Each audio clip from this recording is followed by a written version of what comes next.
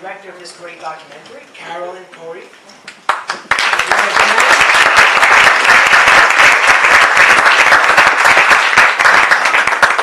Caroline is a filmmaker, futurist, international speaker, and visionary author of best-selling books on consciousness and quantum healing. As you know, as a child and throughout her life, Caroline had numerous otherworldly encounters, which led her to remain deeply connected to spirituality, the study of consciousness, and the mechanics of the universe, and this movie she just made. Caroline's professional career began as a creative director and producer of worldwide sporting and musical events, then transitioned into creating immersive 360 film media. Caroline has written, directed, and produced short and feature animated films and completed several feature TV pilot screenplays. Her latest accomplishments include writing, directing, and producing a feature-length documentary, which is the one you just saw, Gods Among Us, about the science of contact with otherworldly realities. In addition to writing and producing, Caroline has appeared. Hello. Hello. Hello. Expert in numerous live and television shows on supernatural phenomena, including season 9 and 10 of History Channel's popular series, Ancient Aliens. Next to her, on her left, is Rudolph Schild, astrophysicist. Dr. Rudolph Schild. Dr. Rudolph E. Schild is an emeritus research scholar at the Harvard-Smithsonian Center for Astrophysics. Following a research career there, he has studied time delay and structuring of quasar energized by their compact black hole-like objects, which have strong rotating magnetic fields. That's a mouthful. He is an editor-in-chief of the cutting-edge Journal of Cosmology and has researched UFO-related phenomena in relation to consciousness. On my right, I have Lee Speigel, writer and researcher. Lee is currently in his 8th year with Huffington Post, writing about topics that cross the fields of the paranormal, UFO, and science. In 1975, he presented compelling UFO stories on a documentary record album, UFOs, The Credibility Factor, for CBS Inc. With the intent to bring the UFO subject to the global audience, in 1978, Speigel became the only person in history to produce a milestone UFO presentation at the United Nations. He went on to write, produce, and host nearly 1,500 programs on UFOs and unexplained phenomena between 1978 and 1986 on NBC Radio. In 2012, Speigel was honored with the International UFO Congress Researcher of the Year Award. Let's give a big hand to Lee.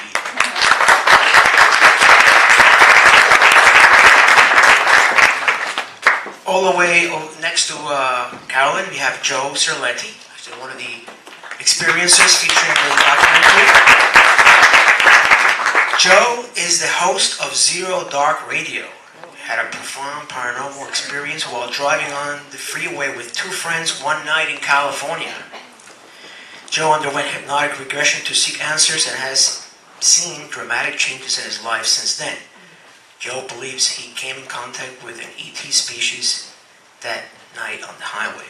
He hosts a show every Sunday with featured guests from around the world that specialize in different topics. It is his deepest wish that his experience will encourage others to consider their paranormal experiences and seek answers, which may be the key to evolving humanity on planet Earth. And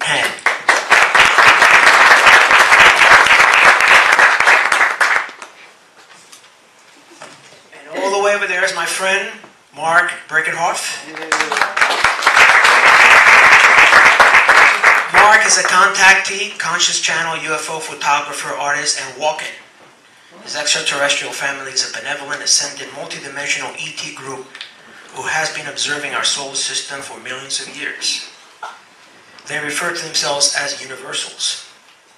They are interested in our spiritual advancement and mankind's evolution to the intergalactic, multidimensional space alliance groups working in harmony. His prolific UFO photography bears witness to his contact. Mark's mystic art of the ET family provides a glimpse of perfected future selves. He has a number of physical ET encounters, starting from 4 years old, with the most recent in August 10th of 2015, or maybe something happened since then.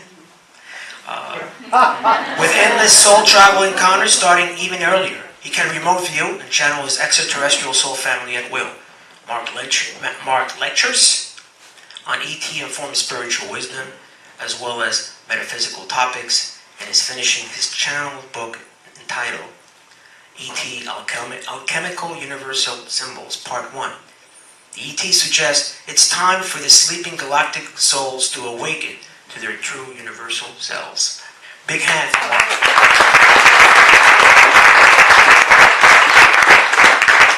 So, this film really differs significantly from other UFO documentaries that I've seen in the past because of its really dedication to using science to support her beliefs and her thinking, that something is happening here in this planet.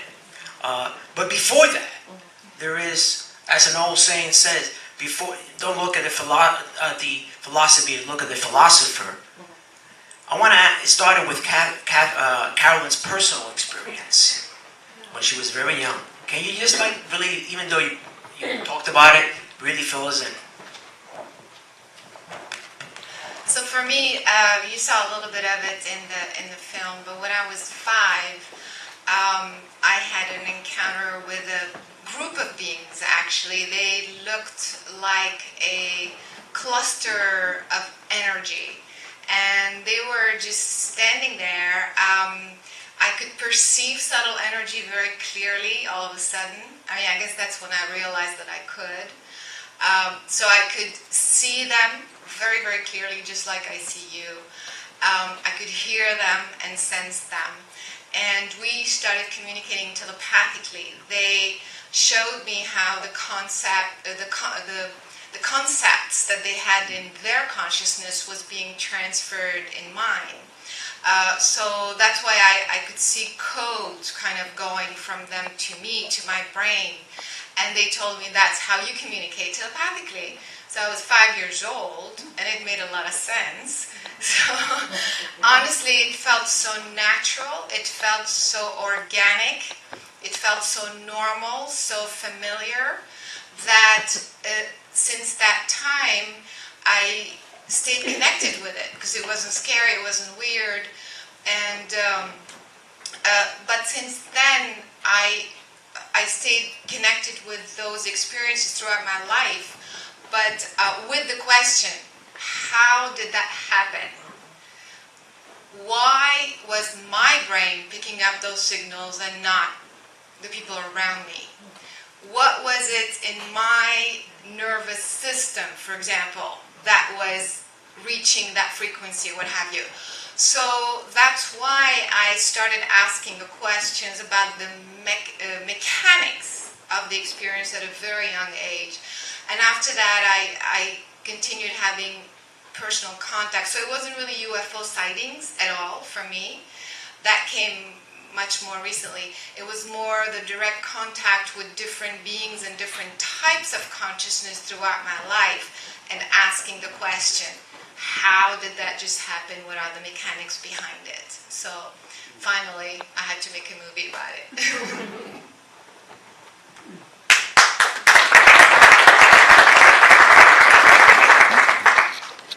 Dr. Schild, I find it very interesting your work on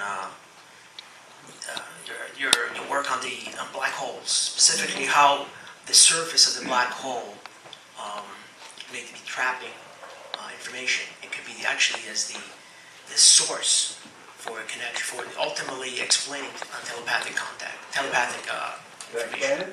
Absolutely.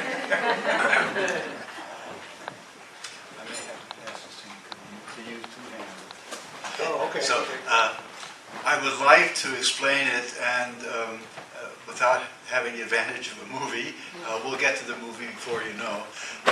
I want to tell you that the newest concept of black holes differs significantly from the 40s era Oppenheimer black hole, and we now understand that every black hole object, and to some extent the horizon of our universe, has to it two sides.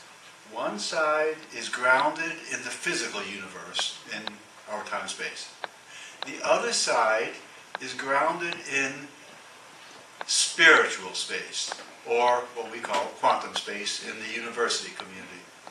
And I would like to tell you a little bit about how the black hole works to enable it to be the keeper of consciousness.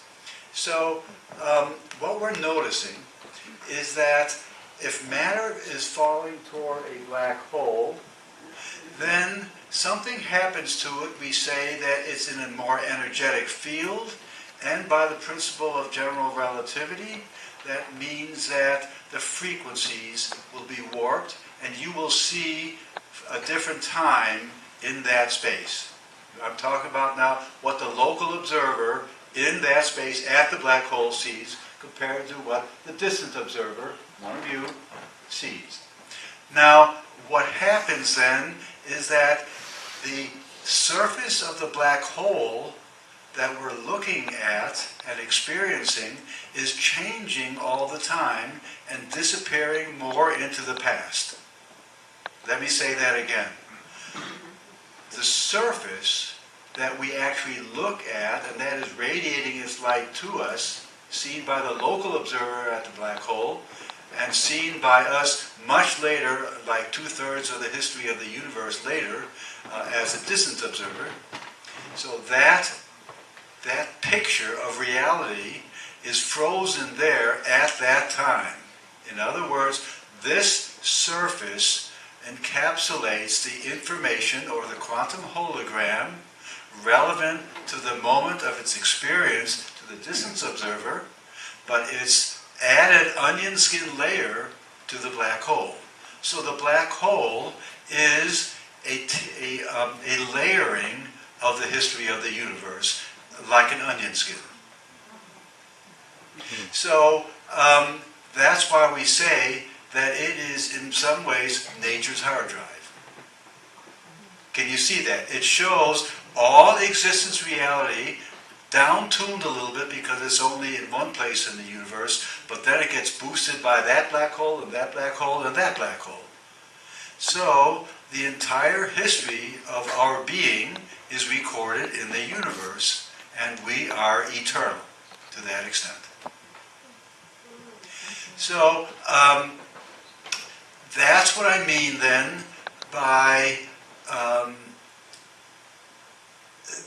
the black hole being the keeper of all knowledge and the quantum hologram for all time.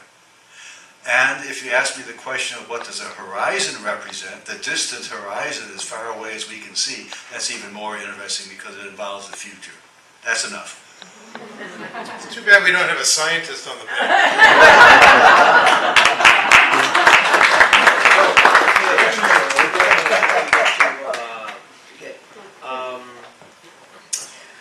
There is, well, let me follow up a little bit, because back in, it was a few years ago, there was this talk, well, information can be destroyed or not, and so what is the consensus right now? I mean, there was I remember 10 years ago, that information would be destroyed by a black hole, and you're saying no, that information is stored? Beautiful, and thank you very much for that. It's one of my favorite things to sound off about. So, if you were aware of this controversy about 10 years ago, Stephen Hawking and, oh dear, a senior moment here. I'll think of his name in just a moment. No, it was the Stanford guy. Not Rudolph, but... Todd? Russell Todd. No, not Russell. Oh dear. Carl Sagan. Thorne, maybe? He's Caltech. Leonard Susskind. Oh, yes. They both wrote dueling books about the nature of this information problem, where it was perceived that because the black hole was perceived to have an infinite density event horizon, that therefore the quantum information describing our being and everything of the universe could not penetrate the black hole, and therefore our theory of quantum electrodynamics had a big hole in it. Now, I made the mistake of picking up the two books, the Hawking and the Susskind books, in the library. Thank God I didn't buy them. I opened the books and started to read this, and I can read this with understanding. And within 3 paragraphs, they were talking about string theory and other ludicrous concepts of nature that don't exist. By the way, there is no string theory. Forget all that. And all you have to know is they're not hiring string theorists at Wall Street. Anyway, I looked at those books and I said, this has to be wrong. And sure enough, the alternative theory of the black hole that I'm proposing and have supported is now the correct theory. We know that because all black holes have magnetic field as an observation, but the Hawking black hole cannot have a magnetic field, so that does not exist in nature. That's enough.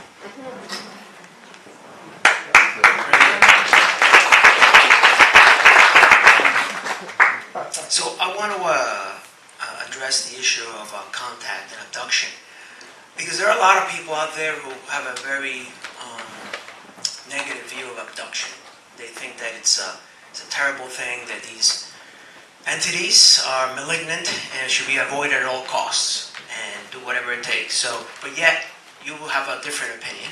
Can you please elaborate on your transformation? Absolutely.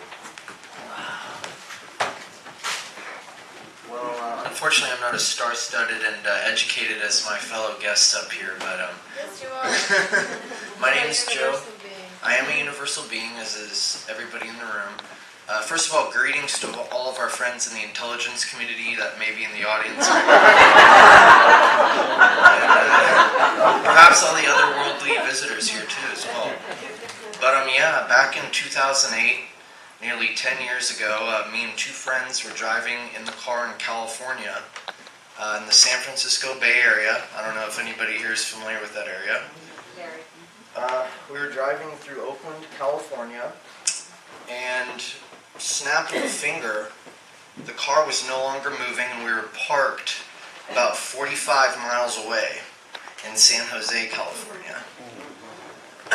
And coincidentally, I was on Art Bell's program. He's no longer on the show, Midnight in the Desert, a few weeks ago.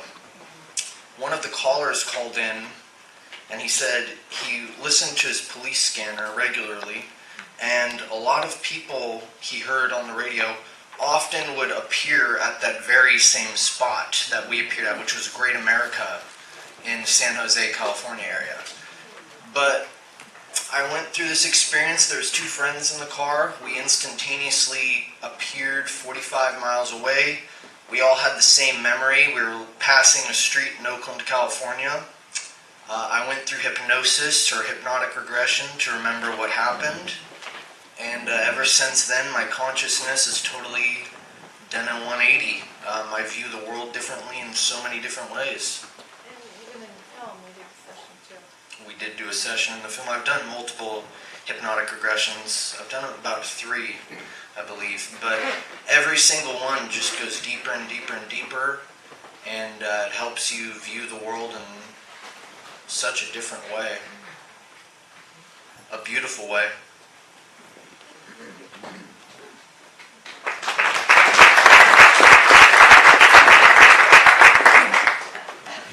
Mark, you've had numerous encounters or experiences. Was there any ever that you would regard as hostile in any way, or you're all positive, uplifting, and maybe it was just up to you to really find the answer? Should I just toss it over? Yeah.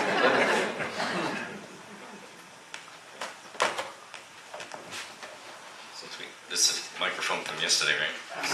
We jiggle. Or does it PK out there? That's it. Okay. Yes, hi, hybrids and friends. They're out there. Our friends. Okay, so, yeah, I've had different experiences, but mostly it's always benevolent. I've met different types of beings. that most people today would say, oh, those are, types I've been abducted by, they did these things to me, but the ones I've met have all been benevolent, working together with the other space beings, let's say, out there. People have heard of the Ashtar Command. It actually exists. And I've met Ashtar, and he's a human being, looks like a human, but he's not a human. He's a different type of species, but they call them Adamic race. Yet he's about 7.5 feet tall. I haven't had a negative experience with any ETs. It is probably due because I come from them, and they know your frequencies. So when I was a child out in the fields, the space crew I knew, or know, who I call friends and family, are very benevolent, about 8 to 9, 10 feet tall. They've always told me, do not be worried about being bothered by those other types of species, because they can see what's in your field of energy, and they just stay back. It's like kids at a science lab, experiments in high school or something. The classes all know whose mice or gerbils are whose, and they stay away from interrupting those gerbils or those other mice from that other class. This is what I've learned from the other side from that. And I've had physical encounters, and I've been on board different spaceships, and also been out of body or soul travel, where we have physical encounter in that sense. That's where people are out of body and they have an experience that's very physical for them, yet they appear back in their bedroom or something. They will experiment or work with people, not do bad experiments. It's usually energetic or healing or frequency work when they're out of body. So a lot of times, a lot of people will say they've gone out of body and experienced the spaceship, met other people that they meet years later, physically here on Earth. This is what they set up, meetings like that. I've had a lot of them. And so when you meet the people, you say, oh, how you been? And they go, yeah, how you doing? And I've fell into this a few times at meetings at Meta Center, where our friend Jody used to have Meta Center. And I say, well, how have you been? Where have you been? How you doing? And they say, well, I'm great. How are you? And then all of a sudden we realize we've never physically met. And the person says, well, I'm just visiting from like Germany. And it's never been in America. So this is where it's all set up on the other side. So no, never had a negative experience with aliens, of ETs of any kind. But that doesn't mean there aren't those out there, because I've had friends who have had them. So. Are you done? Yeah. No.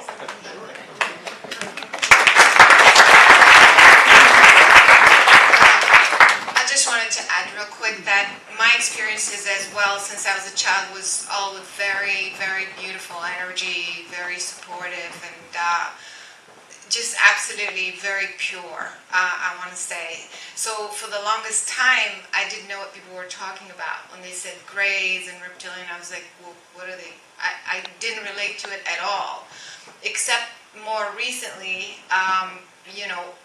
it was at night. And I just want to mention that just to bring truth, not to kind of say this is right or wrong, but so when you're asleep sometime, that's why a lot of the abductions happen at night. You can have visitations because you could be out of body as well.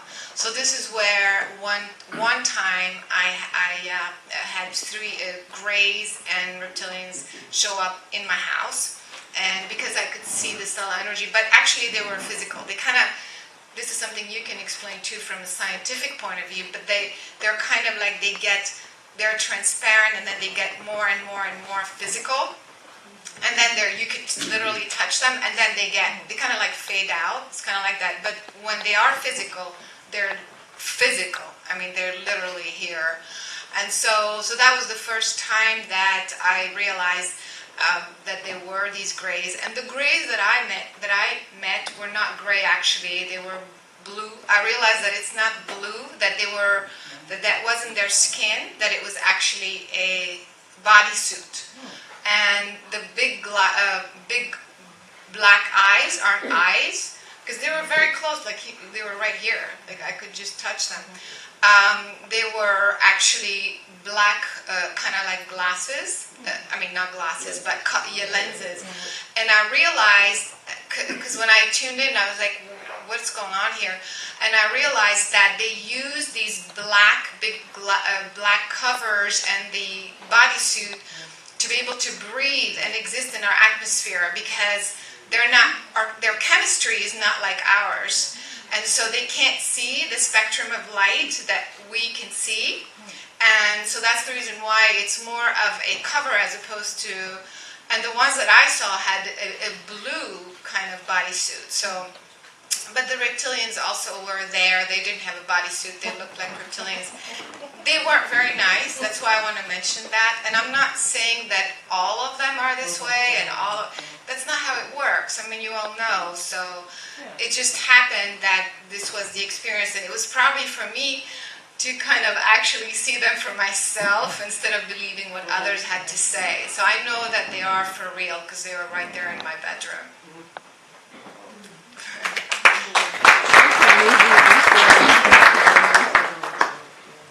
So you have a really tough job, you know that.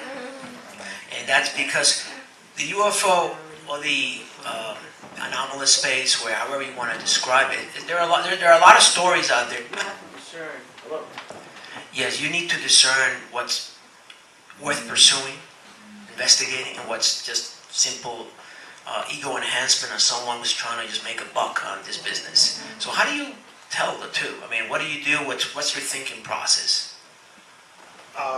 It's very difficult, and the first thing I want to say to you is, please don't believe anything I'm going to say, because you have to be really careful about what you read, what you see, who you listen to, especially on YouTube. I have to tell you, every single day, when I'm looking through material, possible stories to write about, for me, the majority of the stuff is crap. And a lot of this is, the public really wants to see stuff. They want to see pictures, they want to see videos, they want to see films, and so they go right to YouTube every day. And there are several sites there that will cater to whatever desire you want. They will create, there are 10-year-old young folks out there who can sit at a computer and play with Photoshop and create a video that will blow your mind, that will make you believe, whoa, they captured a UFO over New York City. Wow, how did they do that? You cannot believe what you see, because the majority of the people who are posting things on YouTube every day, I hate to use the word charlatan, but the description of charlatan in Merriam-Webster dictionary is someone who tries to over-promote something for personal gain or to get the public's attention. Okay?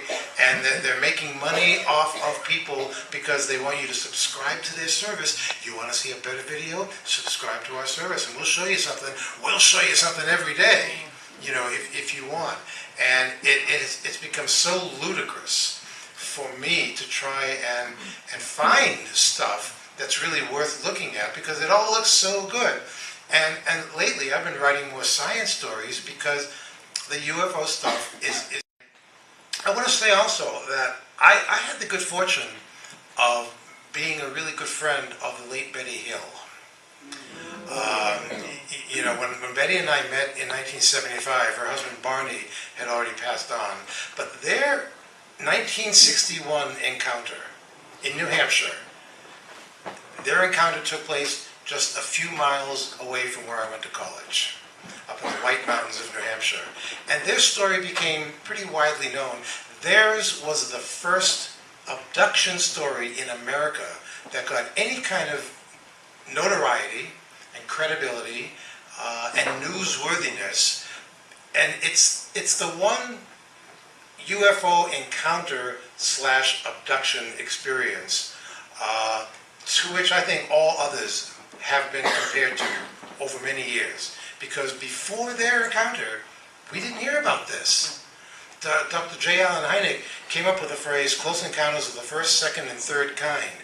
But he stopped at third kind, which was people reporting seeing some kind of creatures or beings associated with a UFO. But had he gone one step further to close encounter of the fourth kind, that becomes more intimate, a more intimate encounter, alleged encounter with the beings. And in 1975, when I was putting together this UFO documentary record for CBS, I interviewed Betty, and she was very forthcoming, very honest, very intelligent, and very credible, I thought. And yet I wasn't satisfied with just her testimony. I'm not satisfied just with a person's testimony. I want more. I want more that you can verify, like in the scientific method. And back then, in '75, we didn't have anything called the internet. It wasn't available to us yet. Maybe they had it on Mars or Jupiter at the time, or in the CIA and places. But we, the consumers, we didn't have it. We had to go to the library to look up stuff. And I wanted to find out more about the Betty and Barney Hill abduction case than had ever been released before, because there was no other available information. And I figured, well, there must have been something. Their case took place in 1961.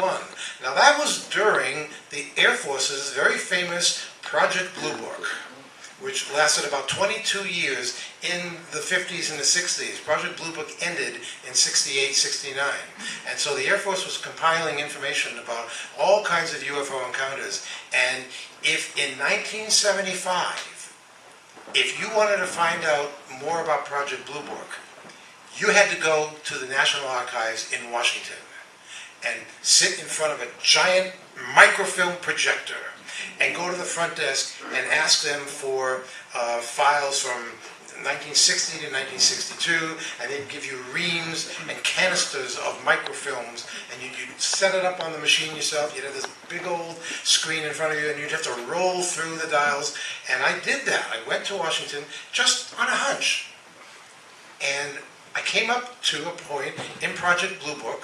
All the files were there. Anybody could go and look at them. And I found the Betty and Barney Hill encounter. And here was the complete Air Force report, because Betty and Barney had reported the UFO encounter to the local Air Force base in New Hampshire, Pease Air Force Base in Portsmouth. But the Air Force Base didn't really comment on it or respond to them. But I was looking through the report, and at the bottom of the report, where they pretty much dismissed the Hills encounter, on the lower right-hand side of the little report, it said, auxiliary radar reports available. And I thought, what the hell is this? Auxiliary radar reports. And I went over to the front desk and I said, what does this mean, auxiliary radar reports? And they said, well, that means that there's probably another film canister that you can look at that has something about radar reports. And I said, may I have it, please? And I had it.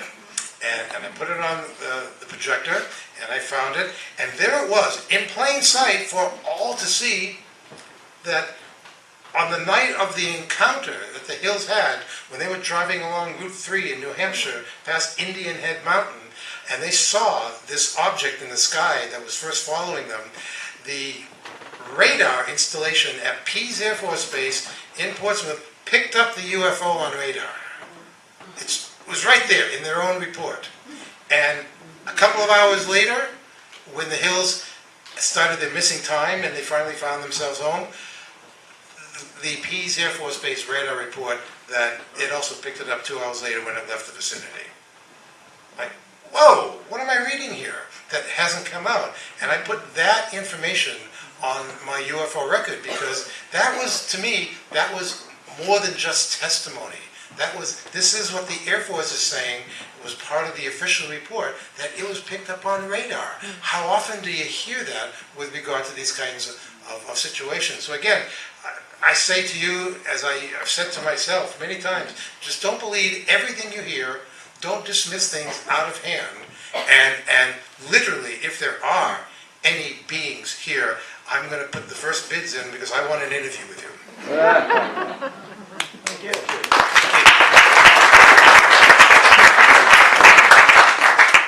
So Dr. Schild, yesterday we actually had a session, a little talk on remote viewing. And one of the ideas that have been floating around is that the cause of remote viewing in consciousness is because it's structured on a non-local continuum, that is. Now, how is non-locality or quantum entanglement, which is another word being thrown around, connected to your theory of the black hole capturing the information, the two? How are the two connected?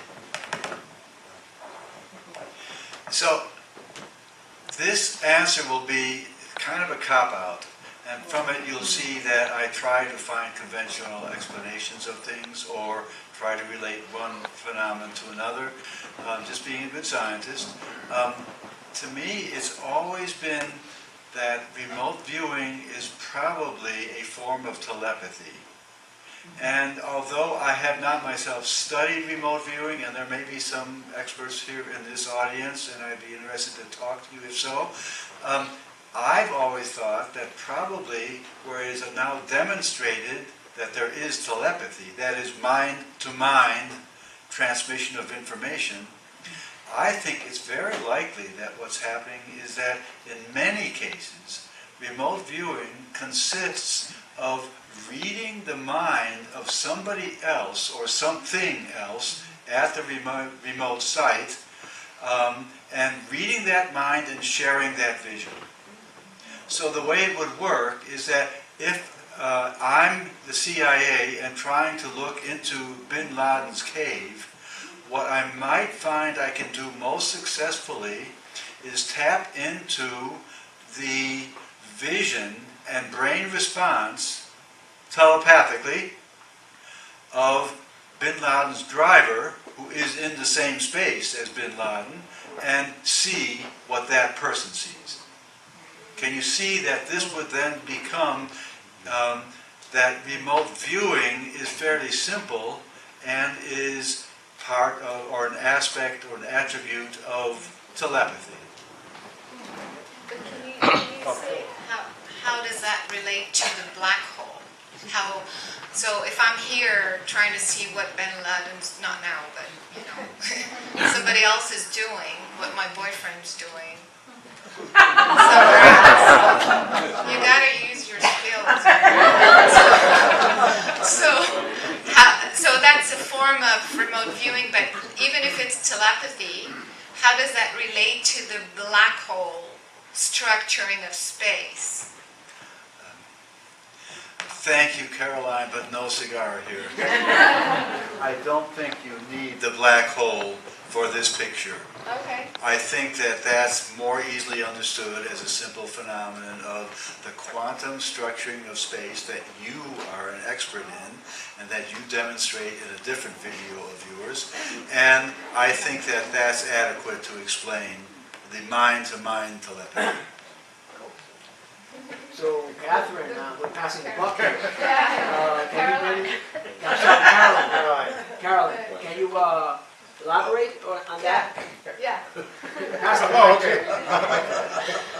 So, I wanted to say why, when I was looking for scientists to work on the film, I wanted a physicist or astrophysicist, but not just anybody. The reason why I got this guy over here, it's because his expertise was black hole research, and also because as it related to consciousness, but let's say at Harvard, that was his expertise. Because, as I was saying, at a very young age, I understood that the black hole, what I call 0 point, without getting too technical, what scientists call it, what I call it, doesn't matter. But I understood that that was the base of all of these phenomena. Telepathy, teleportation, interstellar travel, it was precognition, all of it had to do with black hole theory. So that's the reason why I wanted Dr. Schild to come on board to bring that scientific explanation, because obviously he also could see the connection of black hole to consciousness. Now what I was able to also share with Dr. Schild, what I could perceive, what I could add to the equation, which was what you guys saw, the 3D animation of the planetary grid. Did you guys like that? Did that make sense? So what happens is that because I could see the subtle energy, I could see basically the geometry of consciousness. It's like a geometric patterning of space. And I always thought it's so interesting that scientists and physicists and astrophysicists, they want to go to space, into space, but nobody talks about how space is structured. We don't hear about what space is. What does it look like? Well, first of all, at least we moved from it being completely empty to now they're saying it's filled with energy, to now it's filled with hydrogen. But you know what I mean? Like I find it strange that we're wanting to do something in space, but we don't know the actual container, if you will, the properties of space. And so that was one of the first questions that I started asking when I was very, very young. What is between me and that person that's communicating with me? What is between me and that planet that's sending me a signal? And I could see, and I remembered also, but I understood that the space between each one of us, the space between all of matter, is extremely well organized. I mean, it's cosmic intelligence beyond belief. Does it not make sense to you that your human body would have an intelligent design, but then between my body and your body, it would be chaos? I mean, that doesn't, right? It doesn't even make sense. So that's why, of course, with time now, we're trying to summarize everything. Eventually, I figured out that the geometry of each person and each particle, each matter, let's say, is connected or is coherent with the structure, with the patterning of the space between all of matter. And eventually, I figured out the algorithm. Can I say that? Yes. Do I have your permission? Yes. Yeah, I figured out the algorithm of that geometric pattern that holds the planet together, that is coherent with the human brain, that is coherent with the entire space between this planet and other planets, between this planetary system and beyond, etc., etc. And that made so much more sense than traveling through space and it being a void or whatever. So I tried to kind of show you, do this 3D animation to show you, because what happened when I figured out that this planetary grid is actually a cube octahedron, and it contains 3 grids within one grid.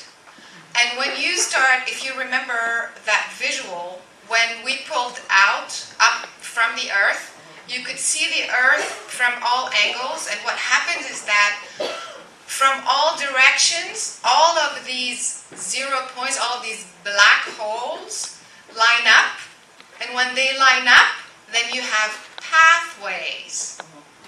It's like a Russian doll, the small doll with a bigger doll within a bigger doll, but because they're perfectly lined up, whatever happened at the little doll, the bigger doll knows about it instantly because they're all contained within each other.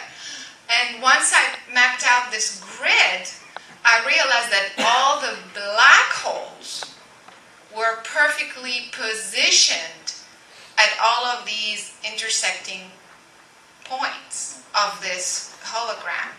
So that's why I showed you in the film that I realized that there are black holes everywhere, except that they're perfectly organized.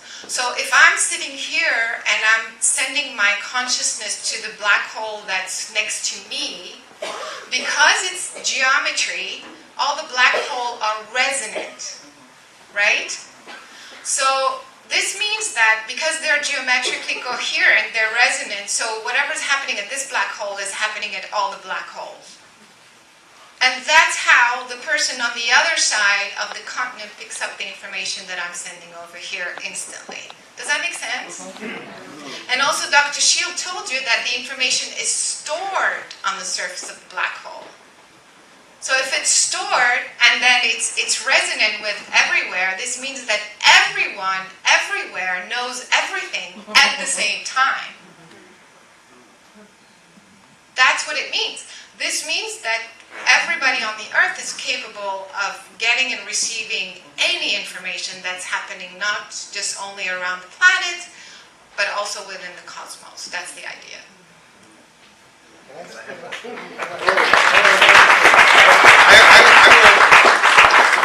What I find really refreshing about this movie that we just saw is that ever since I first began looking into the subject of UFOs, extraterrestrials, spaceships, a little over 40 years ago, the general scientific conviction has been for so long that like when somebody says that bit of UFO behavior is impossible, what they're really saying is, I don't know how to do that. So it must be impossible. And that's part of the problem. And then I've discovered along the way that the hardcore debunkers, they have their own special mantra. And the mantra goes something like this: don't bother me with the evidence. My mind is already made up. And what's interesting is the whole idea that, well, nobody can be visiting us from another solar system or planetary system or maybe even another part of the galaxy. Nobody's doing that because it's too far. The distances are too far. How can they get here? And I like to say to them, well, they're not going to the gasoline pump to fuel their ships. You know, we are bound technologically by what we have right now, today. That will change because with the passage of time is the passage of technology, and we will learn and evolve. But just because we can't travel from one planet to another doesn't mean that somebody else with maybe 500 years, only 500 years ahead of us, haven't they already figured it out how to do it? And I love the grid pattern in the movie because that's a perfect example of if somebody is smart enough to build these ships and to get here from somewhere, then they have to be smart enough to figure out how to do it.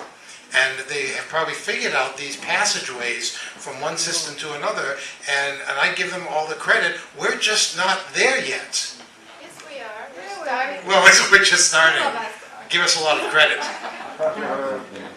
Okay, so yeah, I want to have a question here. A quick question is, a lot of people say, why do they want to come to Earth? I mean, we are a species that blow ourselves up, that 55 million people dead in World War II, and what, they're going to come here and just, UFO, let's shoot them down. And so where's the interest in the ETs to come and visit us? I mean, it seems like from an outsider's perspective, let these guys blow themselves away. I mean, they're not worth living. So that's a good question I want to ask the people who have experience with the ETs. Joe and then Mark. Why are they here? You actually wanted to say something a little bit. Okay, Yes, say something. Thanks. Please. Okay, I've actually experienced a lot of the jumping and the teleportation effects, and it's more than we think. It's dimensional. There's many multi-level realities, and even in the black hole, the stars we've spoken about, I've seen, and we've gone through them. When you go through them, on the other side was a whole different, let's say, universe. It looks like another universe. And sometimes the colors are reversed, or they look kind of like a fly would look at, or bee, that kind of colors that you would see, infrared and all that. So what there is in space, what I've learned and known from them, is what we call the elliptical webs. The elliptical webs resembles, in micronized form, everything she put on that grid, exactly like that, and I've spoken about that in the past. But it looks just like that, micronized, and multifaceted layer in frequency. I did a test for fun one time in 1974 with friends in Astoria. And it was a party, and we were talking about telepathy at one point came up, and they were making fun of it. And they're, I don't believe it. And I said, well, I could try something. My friend's in Florida, I don't know where, but I can focus to him and ask him the phone call here, even though he have the phone number, and they go, yeah, right. So I said, okay, here's how you do it. It's a frequency. You have to think of the person, their name. If you don't have their photo, it's their name or frequency. It's the aura, the energy, and the name of the frequency. So I took a piece of paper, Now, this is the mind is, it's like saying body, mind, spirit. The body's the physical. So I took a piece of paper, and this is how I communicate with angels, and they bring things, we've had encounters. Physical is the pencil and drawing, or pen. The mind is the telepathy. The word is the spirit. Mind, body, spirit. So I'm writing on a paper in front of these people. We looked at the clock, and I went, "Hi, Steve. I'm writing this note to test ring." The kitchen phone rings, and one of the other people goes and gets it and made fun of it. And she goes, "Who's this?" "It's for you." And they ring the phone up. I'm just still writing that, right? I'd already said to Steve telepathically, "Steve, call me now, urgent, urgent, urgent." And with that, I sent an energy up to him. He calls on the phone. They bring it over, and I said, he goes, "Mark, are you okay? I just had a feeling something happened to you." I said, "Sorry, Steve, I sent out urgent, urgent energy, but you called within seconds, not even a minute." But I knew that, and so they're saying, "This is impossible, you set this up." I said, "I set it up, you're the ones who were crabbing about this over there." I was in another room, and he said, "Come here. I didn't set anything up." So this is how it works. Through telepathy, for frequency, mostly frequency and light. Our remote viewer friends, that's exactly how it works. I was doing this as a kid, and I called it mind travel. I didn't have a word for it. I would sit at the table, concentrate. Somebody in New York, like my father, let's say, who was working here, and I would concentrate. I'd never been to where he works, and I'd see it. I was seeing my father. That's all it was. I did this for a friend too, and I did this with, we did something like this with my wife with when we were. She got a driving instruction thing, and we knew. She goes, "Oh my gosh!" We got back to the car. She said, "I failed it. I know it because I didn't do hand thing, and I already had licenses, just renewing it." And she says, "I know he's going to fail me. I know it." So we pulled over and we sat there for 2 seconds. I remember what the guy looks like. I don't know his name. And I said, I saw him in the car with a new person. And I saw the clipboard. And I said to whatever his name was, maybe know his name was something, Sam. And I said, "You're going to flip the papers back." And I said, "Just flip them back. And where's you wrote that circle no? Just say it was a mistake, because she already knows how to drive. She just forgot to use one hand signal. Come on. She did everything else right. Just make it a yes." Wow. Okay, and exit or something, press call. And I visualized, and all of a sudden I saw him do it. And I said, "I hear when I do this, it is finished," like Christ said on the cross, it is finished. So we looked forward to this mail coming. This is back in 1978, upstate. No, you had to wait for the mail. So we were at my parents' house at the time. We had to come up and go get the license. Well, it comes in the mail for your permit, whatever it is. We open it up.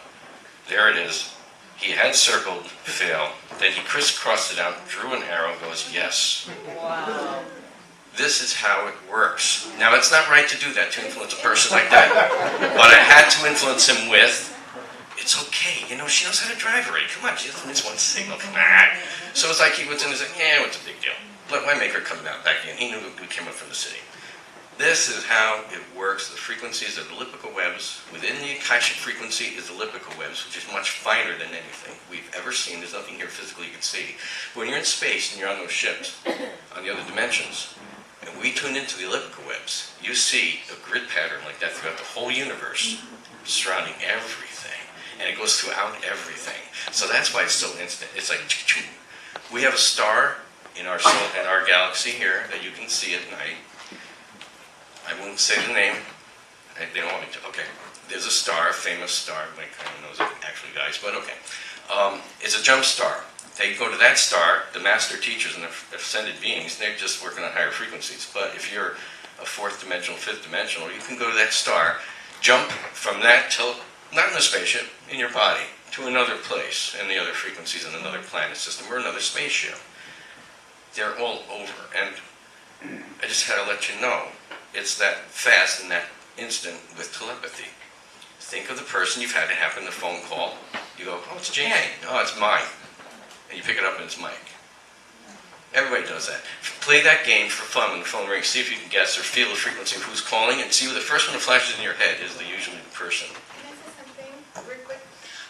You know, this grid, thanks for, talking about the grid even beyond this planetary system, but what, dimensional, but what I wanted to say is that the brain, the human brain, is a grid. Right. And so the point is, the way it works scientifically, we're going to get back to you, don't worry.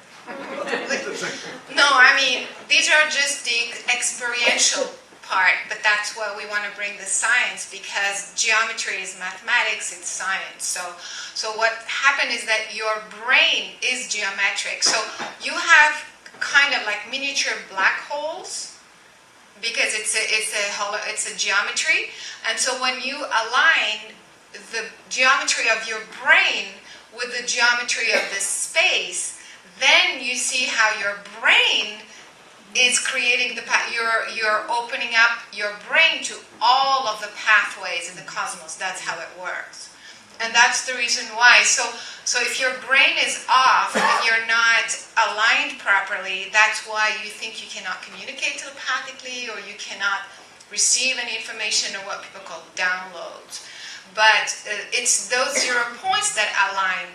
And going back to the black holes, if my 0 points, which are tiny black holes, align with the bigger black holes around the space, around me, and if the surface of the black hole contains all of the information, then that's how I can receive the information through the quantum waves. Does that make sense? Yeah. Did you want to do it? Okay. Quantum waves. I'd like to get back to exactly Caroline's meaning in that illustration that was shown as a movie, and you called it the planetary Grid. The planetary grid. Thank you. I want to tell you that basically the smartest of the young people that I know was my postdoc in the era 1999, 2000, 2001.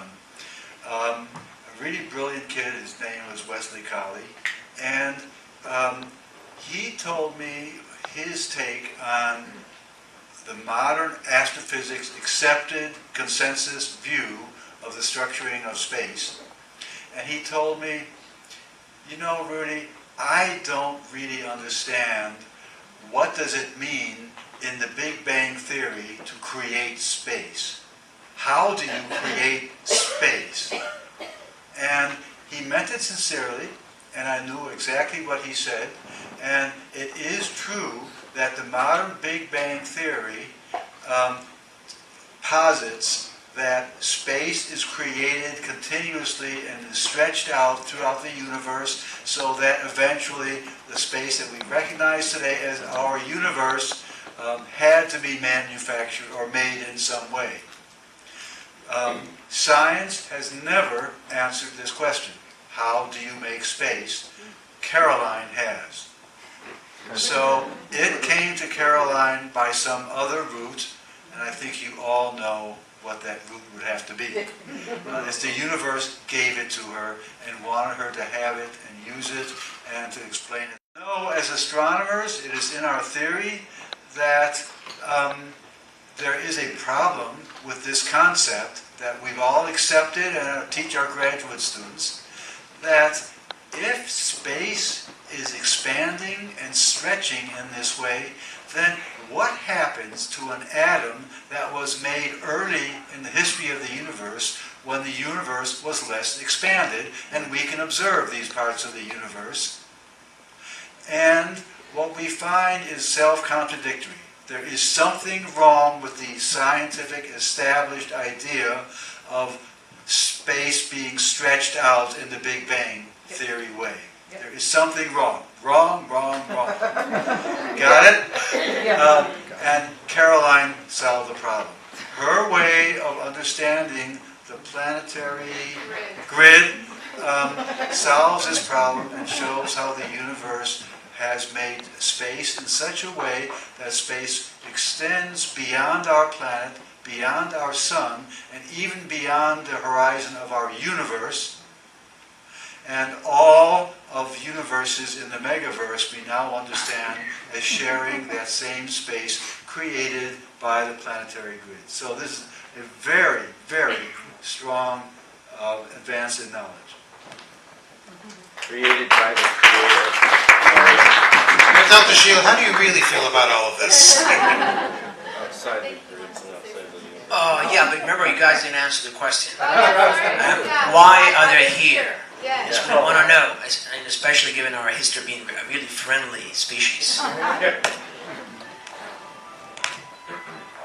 was my fault, sorry. Well, you brought up nuclear weapons and Oh, yeah. total destruction and things like that. Well, just to put it really simply from my understanding, you guys are talking about planetary grids and consciousness. I would imagine there'd be a major negative ripple effect throughout the cosmos if something were to happen here, if we were to destroy ourselves. So as far as that goes. And then going to military cases, back in the early 80s, there's a place called RAF, or Royal Air Force Woodbridge, which is out in the UK. It was an American base, top secret. We stored nuclear weapons there, and there was a very well-documented UFO landing that occurred. Most of the witnesses are still alive. It's a very, very well-documented case. Rendlesham Forest. Rendlesham Forest, that's correct. Look that up if you've never heard about it. It is extremely well documented by both the British government and the American government on very, very high levels of the military. And not only was Woodbridge visited, but there has been numerous landings and visitations of nuclear bases all across the world, some of which these UFOs have actually shut down one by one by one by one nuclear weapon systems. So if that doesn't send a message about their worries about our nuclear weapons, I don't know what to say.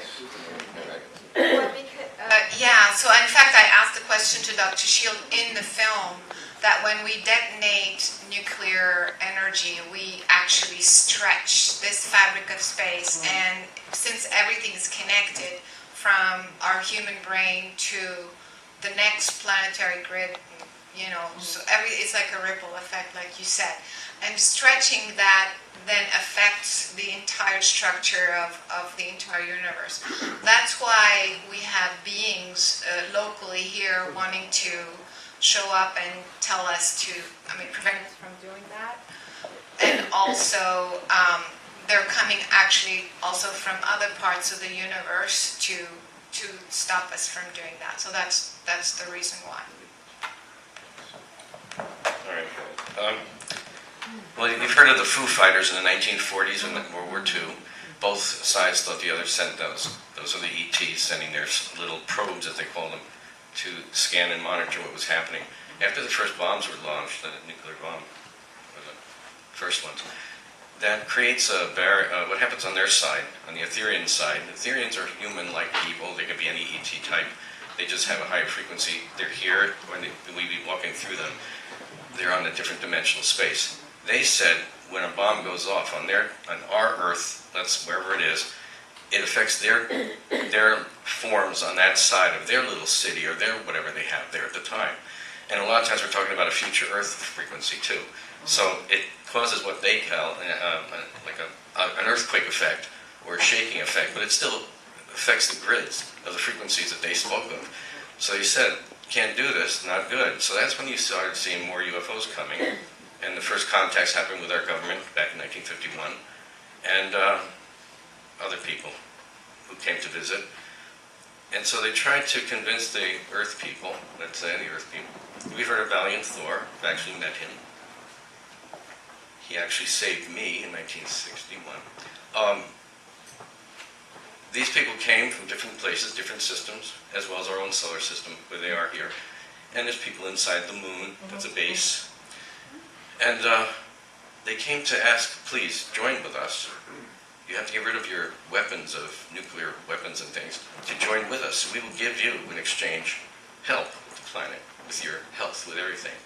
But with that, what they were asking for was a beautiful gift to upgrade mankind in a way on the planet, to join with them and become a space-oriented, get to space now, Jetsons and all. Well, our people said no at the time. They were afraid of the power being lost, and what's going on around the planet Earth now, even today, with power, gain power, this. And the whole thing on the physical density, the space people call this boot camp Earth. This is where you learn, and everything's the hardest to learn here in the heavy density. But don't forget, there's other dimensions, and they've said to me that 70% dimensional, 30% physical density like this. Most life is on those dimensions. That's where your true home is. So don't forget that. And the main reason we're here is to remember who you are, why you came here. Who are you? In space, they'll ask you, who are you? And they don't mean I'm just Joe or Sam or Mike or Dan or Carrie or something. I'm an infinite being of light. When you start connecting with that and realize your over-self part or higher self, or as a crew in a spaceship called their true self, that being is of light. It's connected to everything. The oneness with all infinite creator. And when we connect with telepathically with that infinite part of us, just open up to that part, you have instant seeing through the eyes of your other part, seeing through the eyes of another dense being of yourself in another galaxy, all connected. They showed me a salt shaker in the galaxy one time.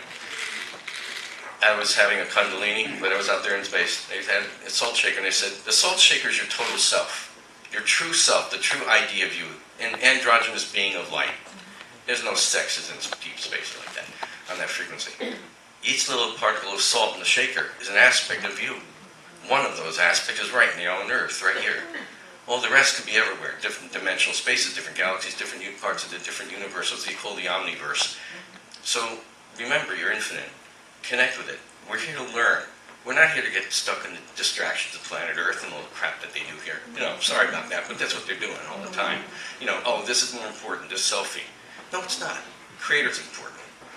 Learn to know where you're going from here. If we should die tomorrow in some kind of accident, do you know where you're going? Do you know what happens when you leave your body? I've had death experiences. Has anybody else in the audience had them? It's the most beautiful experience. It's nothing to be afraid of. And there's guardian angels, there's angels of light. And they're there with you. So learn to what you're here for. There's so much more. And when we're talking about the grid, in space, they told me all about the black holes and the things we see out there.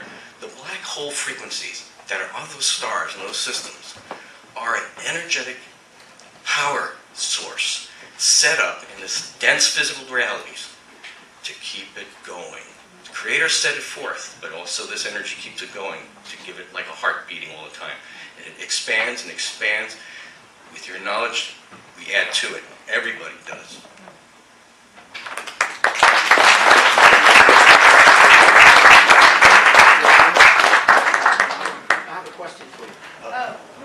Yes, Dr. Schild. I had the privilege of meeting John Mack back in the 90s. It was the Intruders Foundation, by the way. That's run by Bob Hopkins. And I remember John, how he had talked about how his challenges at Harvard. And they would try to, even though he was a professor at that time, there was an attempt to oust him because of his courage to explore the phenomenology of abduction, not just anything beyond that. So since then, has anything changed? Have you encountered some pressure from the Harvard or the academia? And by the way, I really give you a lot of credit for having the courage to come out and share your wisdom. The one thing is for someone who has no credentials, nothing to lose, to start talking about UFOs and ETs and how we're just great, and someone who has spent a lifetime of achievement in building, and at this point realizes something more than conventional thinking, that something has to be explored. So I want to give you a lot of credit for that. But my question is, are you still experiencing, or is there being a softening of when it comes to exploring these topics?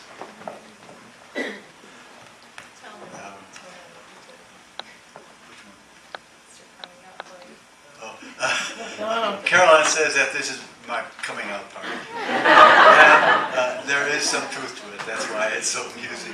And I want to tell you that I, of course, knew John Mack. And I can tell you a little bit about things not commonly known about John. John called me. John was a social friend of my wife and myself. And he called me up in my office one day and said, Rudy, I'm confronting something so extraordinary that I'd like to talk to you about this because I need some perspective by an accomplished physicist. And sure, John, where should we do this? He said, this is really hot, And I don't know who else is listening to this call. So where should we meet? And I'll come to your place. So I said, fine, John, we'll meet in the cafeteria. It's almost empty now. There'll be nobody listening. It's a safe place. So John came over and he laid the whole thing down on me, how we're being visited by aliens, and they're all telling, all of the abductees are telling the same story. And so, okay, John, and I sort of, so to speak, took up my cross and followed him. And I'm glad I did, because it's brought me to so much more understanding of what the universe is.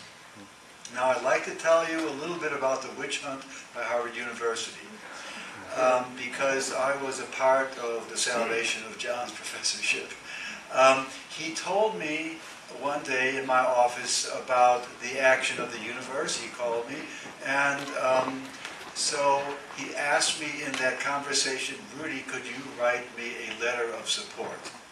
And I did, and I ended the letter saying that we're a university, we should be exploring anything that needs understanding, wherever that may take us.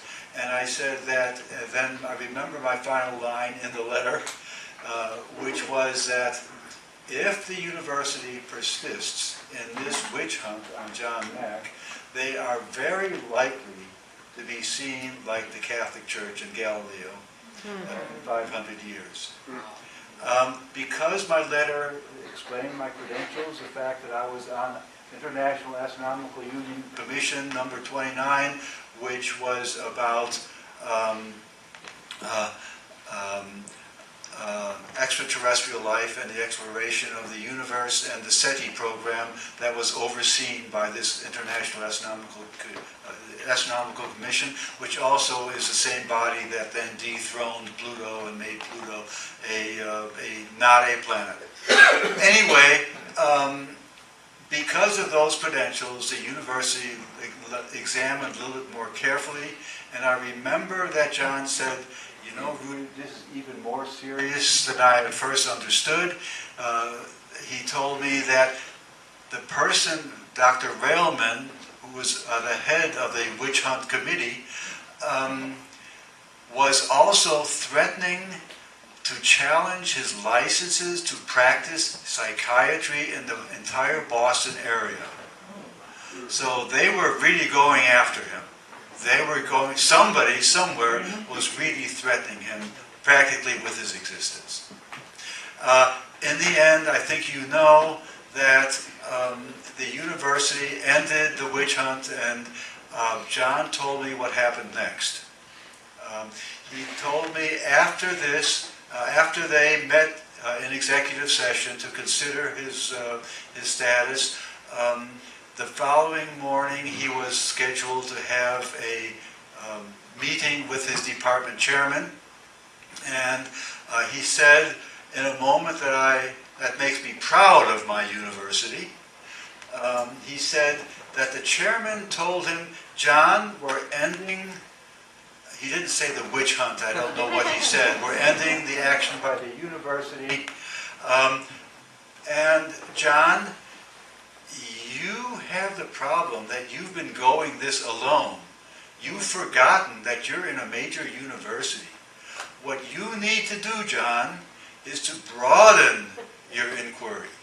It is to bring together experts in psychology and psychiatry, which John himself was, but what about historians, historians of scientists? What about physicists and astrophysicists?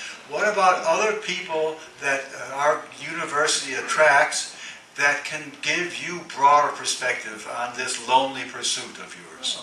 And I think that was the right thing to say, and John did that. He commissioned a meeting of scholars a month later with experts from all around the country in these areas of history of science and so on. So that is the completion of the story of the John Mack affair. And I'm proud to have had some interaction with this. Now I think I also wanted to say to you that I'm in profound agreement with basically everything you say, except I'd like to have the last word about interdimensionality and what that really means in the quantum hologram distribution. That's too long a subject for now, so I'm going to have to buy you a drink. Can you say a little bit about, are you still having challenges with other scientists today, or is it getting better? So so the question is, what's my relationship to other scientists that I know purely from academic activities related to black holes and the structuring of the universe? And the answer is, don't forget that by ordinary statistics, there are probably 15% of our population that have direct knowledge of the extraterrestrial phenomenon. And if you look then at my home base, which was a Harvard-Smithsonian Center for Astrophysics, there are 350 academic scientists there, and 50% of that is a fairly large number. It's about 75 or 80 astronomers who know this experience is true, but are not out. They can't say it, and it is true that I would never consider raising my hand in a seminar with astronomers, only astronomers present, and repeat what the alien told me. That just wouldn't happen. So I survive by having two personas, and if you look at documents, you'll see this is true. When I'm writing about the UFO subject, I'm Dr. Rudy Schild. When I'm signing papers published in the Astrophysical Journal, it's Dr. Rudolph E. Schild. It's this split personality before you saying these things.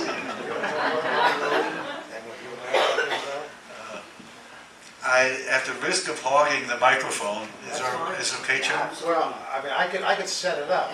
All right, you set it up. Okay.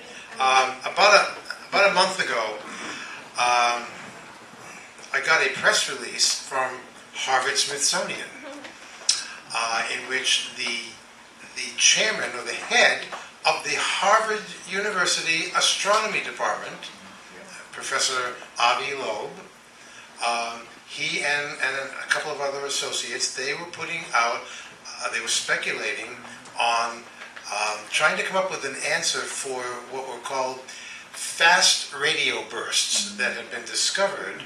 And not just radio bursts necessarily in our galaxy, but they were from other galaxies. And normally you don't think that you can see something happening in another galaxy, but they were finding these objects or these bursts of energy waves. And Avi Loeb speculated, and I wrote a big story about it, only because it was Harvard, and he couldn't have been nicer in the interview. And he said, "Yeah, we're not saying that it's aliens, but we think that the possibility is that maybe these fast radio bursts are extraterrestrials utilizing this energy to propel them from basically to hopscotch from one system to another in these gigantic sails that are attached to their ships, and that the radio bursts are hitting the sails, propelling the ships, and it's just a possibility."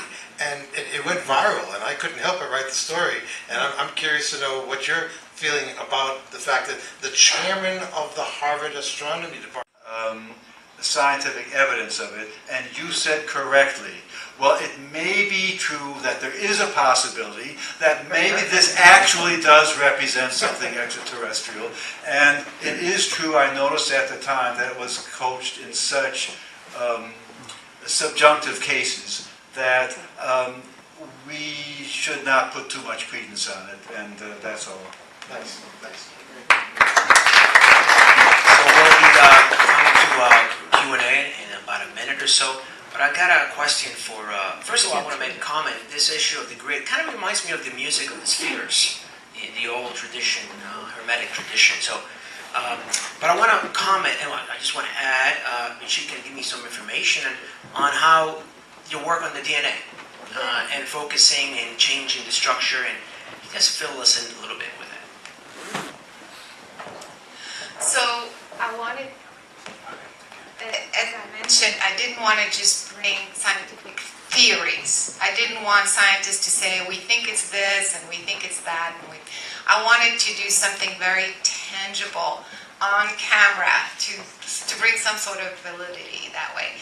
And so what happened, because we were talking about hybridization and who's an alien and could we be an alien looking like a human and all of that.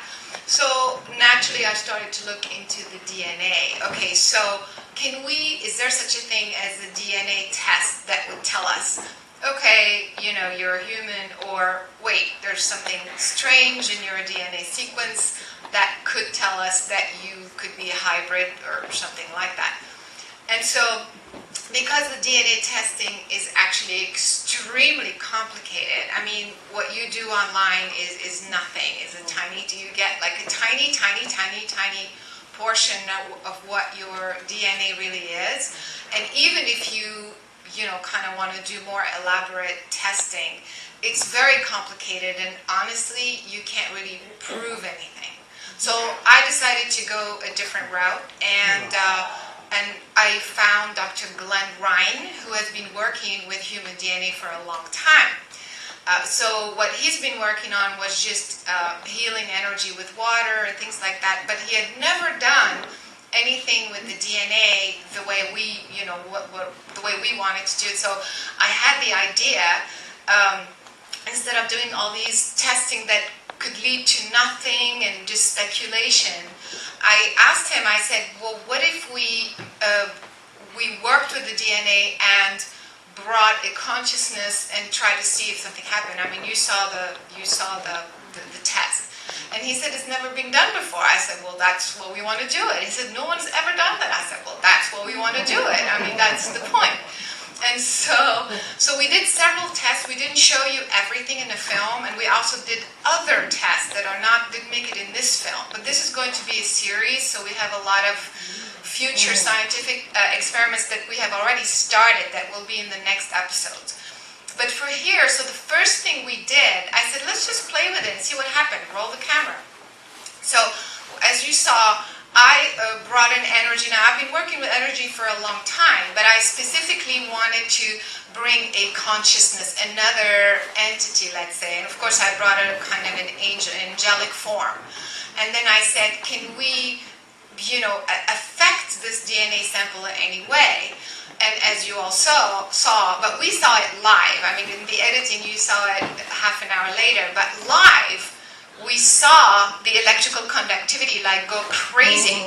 It just shot up, and he was like, did you, is that, he had to read the test 3 times, the results.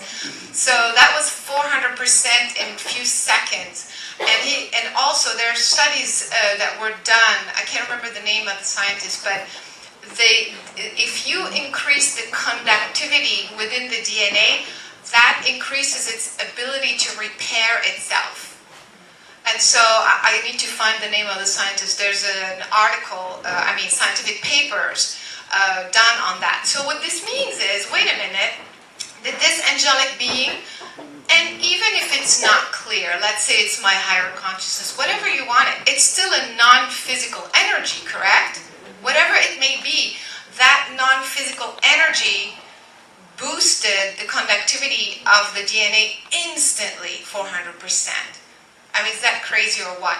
And then he had to do the second test, which that took a long time because, as you know, as a scientific experiment, you don't do it once. You have to do it over and over and over and measure it and compare it with a bunch of data.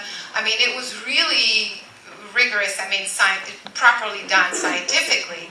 That's why he had to come back with those results later on. And he called me and said, Caroline, something happened. I think it's never been done. I said, what? Just tell me. He said, something showed up in the DNA. I said, what do you mean? And he said, a frequency that wasn't there. And I said, are you sure? And of course I said, look, we're not going to put ourselves out there. This is the first time we're doing scientific experiment to prove that sort of thing. So I grilled him with all the questions. What if it's an anomaly? What if it's a mistake? Should we do it again? I was really kind of, wanting to be sure, you know. And he said, I measured it over and over. He's been working with DNA for 20 years, you know. So anyway, so he said this has never been measured, a frequency to actually appear when it wasn't there before. That was revolutionary. So that was the big, amazing thing. And I said, oh my God, we got something huge here. This, you know, with that sort of revelation, if you will. And because of that, now we have planned many future experiments based on that.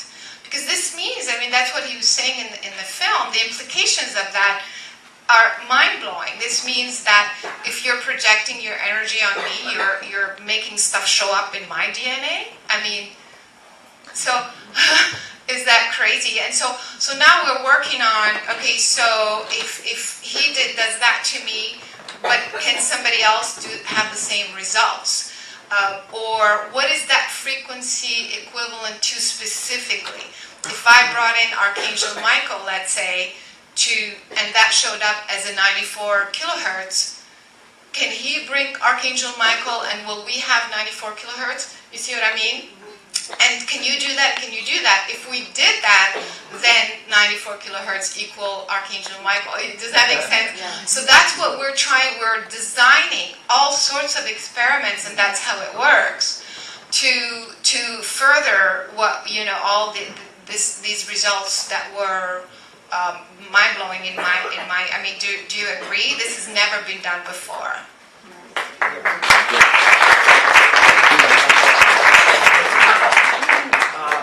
As usual, we're way over schedule, really way. So, but I'm going to make sure that we have at least 4 questions from the audience, but this is the caveat. Number 1, you're going to be answerable under a minute. So think very sharply here, very rigorously, like a physicist, and we'll be able to answer them. So, 4 questions. So, the first one, this one. Okay. Do you know about astrophysicist who worked for government, Greg Matloff, who wrote Matloff, Yes. who wrote a couple of books about that stars are conscious beings. And second, do you know about experiments with brain waves? Actually, several startups developed devices that amplify brain waves, and actually paralyzed people could operate computers and other digital devices. And it's not anti-scientific already, it's technological devices that you could buy online to amplify your brain waves. So the answer is Wilhelm Reich did this in 1940s and 1950s era. He called it the orgone accumulator, and it was a brain wave magnifier. Okay. Yes. Hi. Thank you guys. Enjoyed the film and the panel discussion. Thank you very much. My question might get 3 different answers. So it has to do with you know that part in the film where you had the paper spiral and the guy was focusing it? Okay. So, I had a phone, it fell into the toilet, it drowned. It was dead. 2 months of drawing, no, the phone was dead. I knew that I could not afford another phone, so I said I had to perform a Lazarus. What I did, long story short, I lit 7 candles, reflecting the 7 chakras. I fasted for 7 days, and then on the 7th night, I lay down with that phone with the red light, and I said, and when I awaken, the light will be green. I went to sleep, put it on my heart. I woke up, the light was green. The phone worked, except for a couple of numbers were stuck. But so what was that? What was that? Was that the consciousness in another reality? Was that a black hole thingy? Or was that the 100% of the brain thingy? What thingy was it?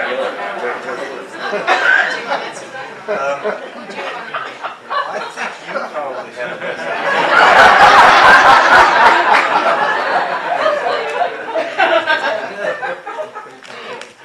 Under 1 minute. Oh, under 1 minute. Okay, Yuri, you know Yuri Geller? Yeah. Yuri Geller. Ben's keys. Yeah. And all that. with his consciousness, and we all have the ability. We all have the ability. Okay, just open it up to them. You all have that ability. And just you focus on your phone and ask it to work. But what Yuri used to say is he would empower his right hand with the energy, and he'd tap the phone or the battery of the car, and he'd say, work, work, and he'd yell at it, really shouting at it, like, work, yelling at it, like, break through the ethers. And usually it works. And I did it with an old watch my dad had too, and it worked. So, in a way, you did that, but you also worked with the frequency of the energy. The phone frequency, okay, and it's a physical object, and so you're working with that, and you basically energized it in that way. But your desire, thy will be done, right? Ask and receive. Already done.